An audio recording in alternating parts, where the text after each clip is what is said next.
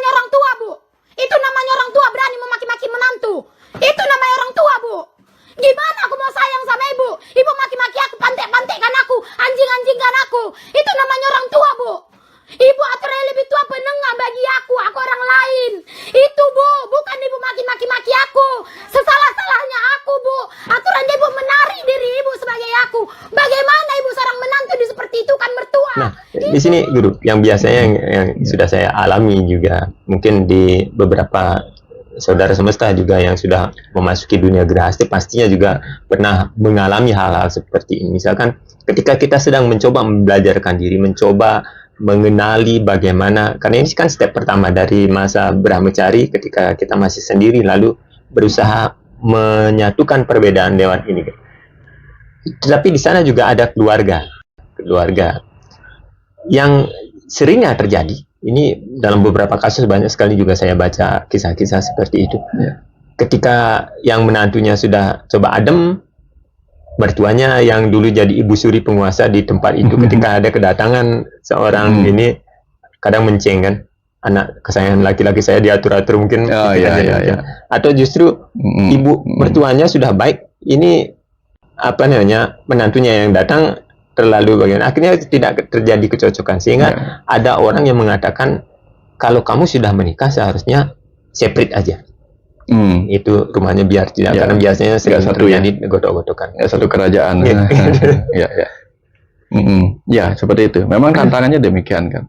Tantangannya adalah demikian. Tetapi, nah itulah sebabnya orang Bali sudah disiapkan. Ada masa kita masa gerhasta.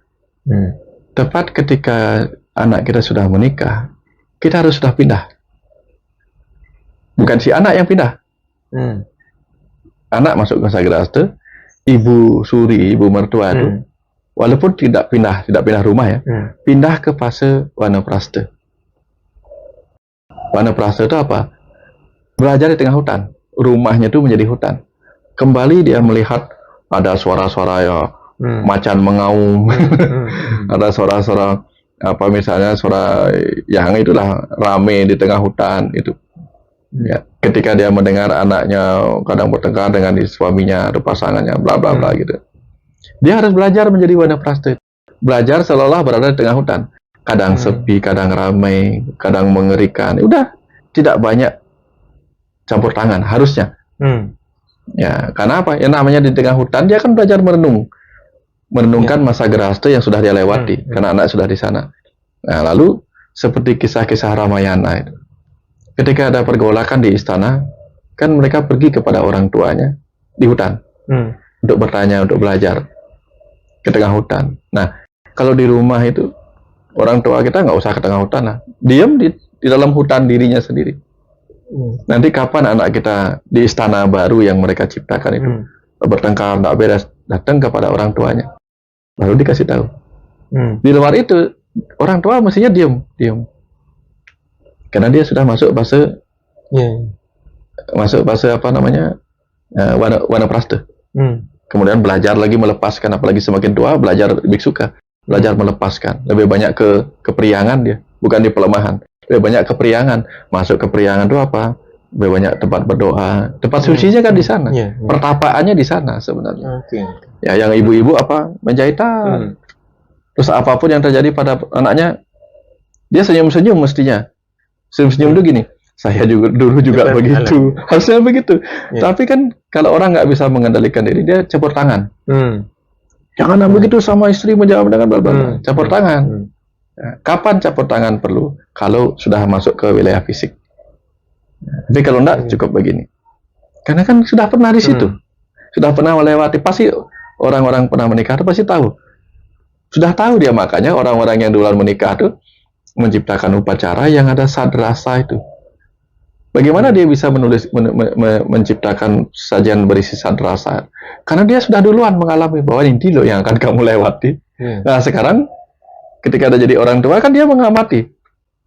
Mengamati orang mencicipi sadrasa yang dia dulu sudah pernah rasakan. Nanti kamu akan begini ya, nanti kan dikasih tahunya begitu. Nah sekarang gilirannya sekarang dia merasakan, udah orang tua tahu sambil menjahitan. Itu maksud yang pidan gitu. Inilah yang saya maksudkan dulu. Sadrasa, kamu akan bertengkar begini. Nah, harusnya dibekali. Nanti kalau kamu bertengkar, kamu sama istrimu, kamu sama ini bertengkar, bapak sama ibu tidak akan ikut campur, tapi bapak hanya akan mengamati. Nanti kalau kamu butuh nasihat, datanglah.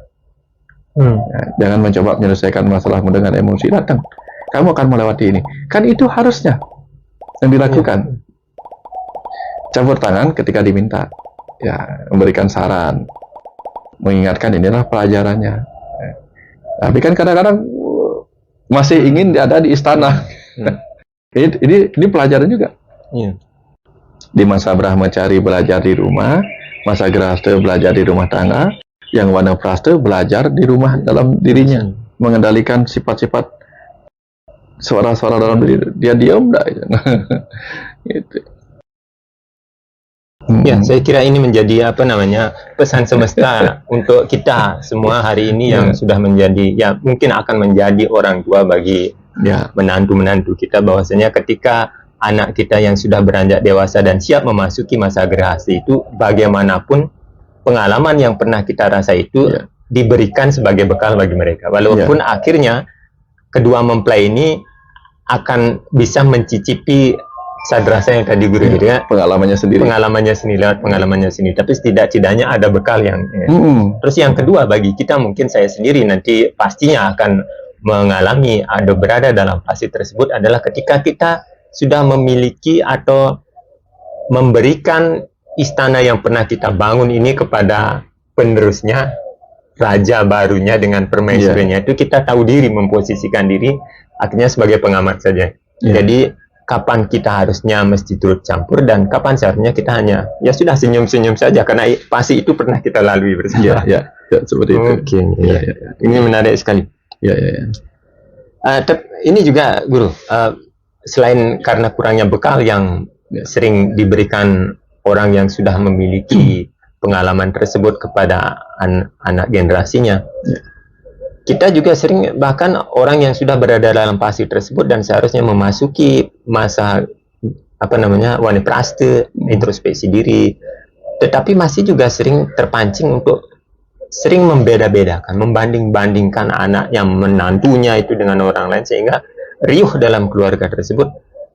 Rumah tangga bukan lagi menjadi, kalau istilah apa itu, rumahku surgaku kan gitu, tetapi ada sesuatu yang panas di rumah seakan menjadi api neraka. Itu tadi. Itu tadi pelajaran bagi setiap fase sebenarnya, pelajaran bagi setiap fase. Karena itu sebabnya tidak ada pelajaran yang pernah selesai. Nah, kan kalau kita tahu catur asrama itu di Brahmacari itu, di masa kita ada di rumah kita sendiri sampai remaja sebelum menikah itu, kita seharusnya diajarkan tentang kayak tadi kita ngobrol tuh. Nanti kalau kamu cari pasangan, jangan lupa pasanganmu itu akan memiliki dualitas. Kadang dia baik, kadang dia buruk. Mempunyai segala dualitas lah. Di tempat kamu menikah itu ada dualitas. Kehidupan ini penuh dualitas. Sehingga di Brahmacari itu kita ajarkan dia mengenali bahwa seluruh dunia ini ada dualitasnya. Ada tesis, ada antitesis. Ada hal baik, ada hal buruk. Ada kebaikan di balik keburukan, ada keburukan di balik hal-hal baik. Selalu harus kita ajarkan itu. Begitu dia menikah, kita beri dia kesempatan untuk menyatukan segala dualitas. Begitu kita masuk Wanaprastha, menjadi orang tua yang anaknya sudah menikah, kita akan disebut nenek, kakek. Kita belajar menerima segala dualitas. Yang tadi di Grahastha menyatukan. Sekarang menerima bahwa apa? Kadang menantu kita bertengkar, itulah dualitas mereka. Belajar menerima dan dia ikhlas. Begitu kita menjelang meninggal, menjadi biksu ke orang suci, belajar melepas semua itu. Ya kengken aja lah pelajaran aja nih. Melepas itu pelajaran karmanya dia tuh. Saya lepas itu. Lepas. Itulah meraga putus. Entah kita benar-benar jadi sulinggi atau tidak. Di rumah itu kita menjadi brahmana. Ya, biksuka. Menjadi sesuatu yang dalam kesadaran itu belajar melepas. Tidak lagi melihat ini anak, ini menantu, tapi melihat mereka semua anak-anak semesta yang sedang membutuhkan ketenangan kita. Nah, kekacauan terjadi ketika apa? mereka gelisah dengan proses mereka menyatukan dualitas. Kakek neneknya, mertua dan ayah mertua dan ibu mertuanya ikut gelisah. Iya. Lalu mereka menenangkan diri kepada siapa? Akhirnya mereka menenangkan diri pulang menenangkan diri, ketemu lagi pewarangan perceladuan. Ini pasti membela anaknya, ini mah kacau lah. Ya, harus mengizinkan, ya sudah, ini pelajaran kamu sekarang. Seperti dulu kita ketika kita misalnya sekolah SD, orang tua kita lepas tangan. Lung puput tunas tiang, gitu dia bicara sama gurunya. Apapun, disiplin apapun, silahkan ajarkan dia disiplin, marahin boleh. Pokoknya saya pingin dia luung puput, hasilnya bagus, menyerah. Sekarang, ketika dia masuk Gerahaste, orang tua itu harus menyerahkan sepenuhnya kepada guru sejati yang bernama pengalaman. Serahkan mereka. Nanti kalau ada PR yang mereka tidak bisa selesaikan, minta tolong sama ibunya di rumah, bapaknya di rumah, boleh. Sehingga orang tua itu hanya mengamati. Kalau ada yang PR nggak selesai, tanya sama orang tuanya yang ada di rumah itu. Ketika mereka minta, kita tetap sebagai orang tua. Anggap aja kita nggak tahu seperti orang tua di rumah, nggak tahu dia punya PR susah apa enggak, kita nggak tahu. Pelajarannya susah apa enggak. Selama dia nggak minta, paling-paling kita nanya gimana gitu. Kalau mereka nggak mau cerita, ya sudah. Tapi kalau mereka ini PR susah, nah sini tidak bantu. Kenapa? Karena kita dulu pernah sekolah. Karena mertua pernah sekolah jadi keluarga. Nah, tapi kenapa jadi masalah? Sayangnya banyak mertua dulu juga nggak lulus, itu masalahnya. Iya, benar. Dulu dia nggak belajar ketika masa Gerahaste, dia nggak lulus. Sehingga ketika dia lihat orang punya masalah, dia nggak bisa menyelesaikan. Malah apa? Itu udah susahnya pelajaran matematika, aku nggak suka lagi. Dia ikut menyalahkan pelajarannya itu. Menariknya di situ. Ya, makanya menantu punya tugas belajar, mertua punya tugas belajar di fasenya masing-masing. Gitu. Ya, di halaman 64 guru ada kalimat seperti ini. Seorang guru kehidupan pernah berpesan bahwasanya berhati-hatilah saat pikiran mulai membandingkan kekurangan pada suami atau istri dengan kelebihan dan suami atau istri orang lain. Itu adalah tanda-tanda bahwa kita mulai kehilangan cinta sejati dan memasuki sebuah fase cinta bersyarat. Lantas bagaimana ciri-ciri seorang yang tulus dalam mencintai itu? Dia menerima apa adanya gitu. Karena seperti orang yang mencintai dirinya, dia menerima apa adanya dirinya. Ya, kelebihan dan kekurangan dirinya dia akui dan dia tahu. Misalnya saya nggak bisa nyanyi, ya sudah, saya nggak bisa nyanyi. Saya nggak harus jadi artis, penyanyi dan lain seperti orang itu. Nah, ketika dia menganggap pasangannya adalah dirinya sendiri, dia akan menerima itu, kelebihan dan kekurangannya. Kan orang bangga. Contohnya begini, kalau kan beberapa orang itu waktu sekolah tidak bisa matematika, tapi pintar bahasa Inggris, dia nggak marah, dia bahasa aja. Saya bahasa Inggris ya senang, kalau matematika saya nggak senang. Walaupun dia nggak senang, tapi dia bahagia mengatakan saya nggak senang, saya nggak pintar matematika. Dia nggak marah-marah, karena dia menerima dirinya. Jagonya di sini, bodohnya di sini. Nah, pasangan itu ketika dia anggap dirinya sendiri, dia tahu, oh dia memang nggak bisa di sini, tapi dia jagonya di sini. Dan dia terima apa ada. Tidak hanya melihat kekurangan, tapi ada kelebihan yang juga mesti. Gitu. Itu cara kita tanpa syarat itu. Nah, ini sebenarnya masih ada beberapa pertanyaan, tapi karena terhalang oleh waktu juga, saya coba ini pertanyaan terakhir, nanti mungkin lanjutannya kita coba sambung di Zoom atau bagaimana. Ini terakhir dulu. Dalam satu ajaran kan dianjurkan agar kita tidak terikat. Nah, tidak terikat. Di sisi lain, kita diajar untuk bisa menumbuhkan cinta kasih. Tetapi bukankah cinta seringkali bisa menjadi ikatan yang begitu kuat? Semakin mencintai, maka semakin sulit untuk melepaskan ikatan rasa ini. Bagaimana seharusnya kita memposisikan? Nah, tadi di awal pembicaraan kita, guru juga pernah menyinggung bagaimana tetua dulu sampai berpesan ketika anaknya akan memasuki dunia Gerahaste, besajan kan gitu. Pertanyaan orang tua ingin memastikan anaknya apakah memang benar-benar ingin memasuki dunia tersebut. Saya tadi sempat gimana ya? Ketika saya memposisikan diri sebagai orang tua tersebut yang sangat mencintai, terutama kalau memiliki anak perempuan kan, sudah begitu sayang, terus akhirnya saya harus menyerahkan kepada orang yang tidak saya kenal, hanya anak saya lah mengenalnya. Saya ragu, saya takut karena kecintaan saya, kasih sayang saya terhadap anak. Jika sampai melihat anak saya misalkan bertengkar, rasanya saya sendiri begitu. Ini terluka ikut. Ya, terluka ikut. Ini kan cinta yang mengikat ya. Iya. Nah, itu tadi makanya bahkan tumbuh-tumbuhan pun diajarkan. Ada berbagai benih tumbuh-tumbuhan itu. Di pantai itu ada tumbuh-tumbuhan yang seperti bulu babi. Bunganya seperti bulu babi. Sehingga ketika jatuh, dia ditiup angin, terbang. Menggelinding. Di gurun-gurun pasir kayak gitu, menggelinding. Sehingga dia jatuh jauh dari induknya. Dan bertumbuh di situ. Di hutan juga ada pohon yang begitu jatuh, buahnya jatuh tidak jauh dari induknya. Nanti akan diambil sama tupai di bawah. Tupainya akan pergi membawanya, menguburnya jauh-jauh. Intinya dia harus ada jauh di induknya. Itu contoh alam mengajarkan kita kecintaan yang tidak melekat kepada benihnya.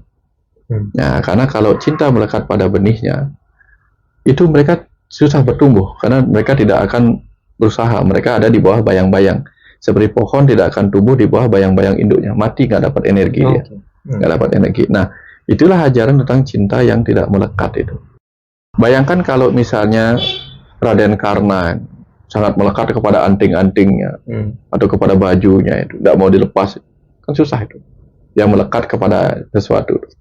Nah, sehingga sama dengan kita mencintai baju kita, makanya kita masih pakai. Tapi ketika tiba saatnya kita harus buka, lepaskan, ya udah lepaskan. Bayangkan kalau baju ini lengket, nempel ke kita kayak lem itu, karena saking cintanya kita.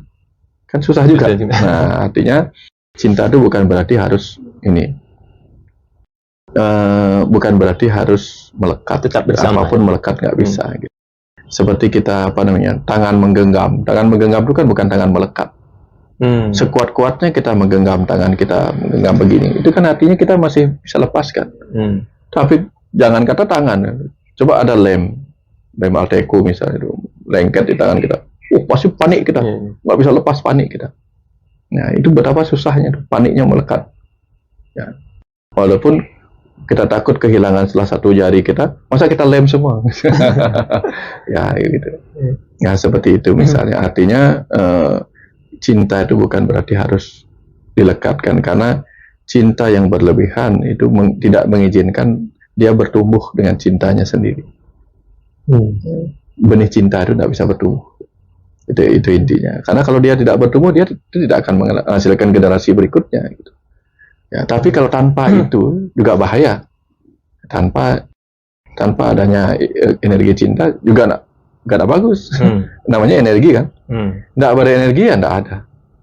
Ya, tapi energi yang terlalu kencang ya bahaya juga, meledak. Ya. Cintanya terlalu padat, kena sentuhan sedikit ledakan. Seperti energi nuklir. Energi nuklir kan ikatannya kuat sekali antara antara proton dengan neutron, ditembak, ledakannya luar biasa. Ya, artinya kemelekatan yang besar itu berbahaya. Gitu. Karena pernikahan itu adalah sebuah momen perjalanan melewati suka duka kehidupan dalam rumah tangga, maka yang dibutuhkan adalah perbanyak bekal untuk melewati perjalanan suka duka itu. Bukan hanya bekal materi berupa uang, berupa pakaian, rumah, dan lain-lainnya atau perhiasan. Juga dibutuhkan bekal energi, karena perjalanan itu akan butuh waktu yang panjang dan energi yang besar. Butuh energi. Dan energi yang harus dipertahankan terutama adalah energi cinta. Selain itu, karena energi adalah kemampuan melakukan usaha untuk menyatukan kedua mempelai, kedua tubuh, kedua pikiran, kedua jiwa, maka dibutuhkan kecerdasan. Nah, bekal kecerdasan inilah berupa pengetahuan-pengetahuan. Baik pengetahuan tentang bagaimana berhubungan, itu mungkin Kama Sutra, bagaimana kita menyatukan tubuh, bagaimana menyatukan pikiran yang berbeda antara laki-laki dan perempuan, bagaimana menyatukan perasaan, bagaimana menerima rasa, bagaimana kemudian menjadi orang tua dengan ilmu parenting, bagaimana menjadi orang yang akan bertanggung jawab terhadap pariangan yang ada di rumah sebagai umat Hindu di Bali. Bagaimana mengurus orang tua, ya. Bagaimana mengurus anak ketika dia masih bayi, apa yang dibutuhkan. Banyak sekali ilmu yang harus dikuasai, ya. Harus menjadi dokter. Kenapa? Karena setiap orang tua itu akan menjadi dokter bagi anaknya, dokter yang darurat. Ya, sebelum dia sampai di UGD, sebelum sampai ke dokter, dia kan jadi dokter pertama bagi anak-anaknya yang tak berdaya, bagi orang tuanya yang tak berdaya. Maka butuh kemampuan untuk menjadi dokter atau perawat di rumah masing-masing. Itu pesan bagi orang tua itu. Jadi pelajarannya sangat-sangat banyak. Ini pentingnya kita membekali diri dengan kecerdasan dalam berbagai aspek kehidupan berumah tangga itu. Nah, jadi bekal kecerdasan butuh banyak, bekal energi cinta butuh banyak, karena panjang, jangan sampai api cintanya meredup, lalu terangnya berkurang, maka kegelapan akan tambah gelap. Kemudian materinya juga butuh. Materi apa? Materi uang terutama. Kita akan butuh banyak untuk biaya ini, biaya itu. Butuh sumber dari luar, melalui kerja keras. Nah, ini. Sehingga selalu diingatkan dalam upacara itu. Kepala ayam diganti dengan kepala bebek. Sehingga ada ayam, tubuh ayam berkepala bebek, tubuh bebek berkepala ayam. Artinya apa? Tidak cukup hanya dengan kebijaksanaan saja atau satwam saja, ya, bahwa harus menerima hidup apa adanya, banyak bersyukur, tapi tanpa kerja, tanpa ada ambisi, bahaya juga. Kita harus punya hasrat, punya ambisi, punya harapan. Menjadi orang kaya boleh, tapi jangan hanya ambisi saja. Butuh kebijaksanaan. Itulah isi kepalanya diganti. Tubuh ayam diganti kepala bebek, tubuh bebek diganti kepala ayam. Artinya apa? Isi kepala diganti dengan apa yang tidak dimiliki, sehingga menjadi seimbang lah. Kita menjadi orang yang punya ambisi, punya semangat kerja, sekaligus bijaksana menggunakan hasil kerja. Atau kita menjadi orang bijaksana, tetapi di pikiran kita bisa mengolah kebijaksanaan menjadi penyemangat hidup. Nah, kira-kira seperti itu. Jadi ini intinya adalah apa? Pernikahan butuh banyak bekal. Perbanyak bekal dari dalam, perbanyak bekal dari luar. Nah, itu intinya. Mudah-mudahan berhasil dalam melewati perjalanan pernikahan suka dukanya, dan sampai mengerti rasa menjadi Tuhan sebagai ayah ibu alam semesta, sebagai Ardenare Iswari. Kira-kira seperti itu. Baik, demikian pesan-pesan yang mengalir pada hari ini. Semoga bisa menjadikan bekal perjalanan bagi adik-adik yang ingin memasuki dunia Grihastha, dan jangan lupa pula bahwa bekal-bekal itu sebenarnya banyak juga tersebar di tempat lain. Silakan kumpulkan sebanyak. Jadi semua orang seharusnya bisa, mau dan mampu mengumpulkan bekal sebanyak-banyaknya bagi perjalanan mereka memasuki dunia Grihastha. Jadi semoga nanti perjalanan ini mengasihkan untuk bisa mengenali dualitas. Akhirnya kita menjadikan Grihastha ini jalan indah menuju Tuhan. Demikian diskusi pada sore hari ini. Terima kasih. Semoga pikiran baik datang dari segala arah. Kita tutup dengan Paramesanti. Om Santi. Santi. Santi. Santi. Om.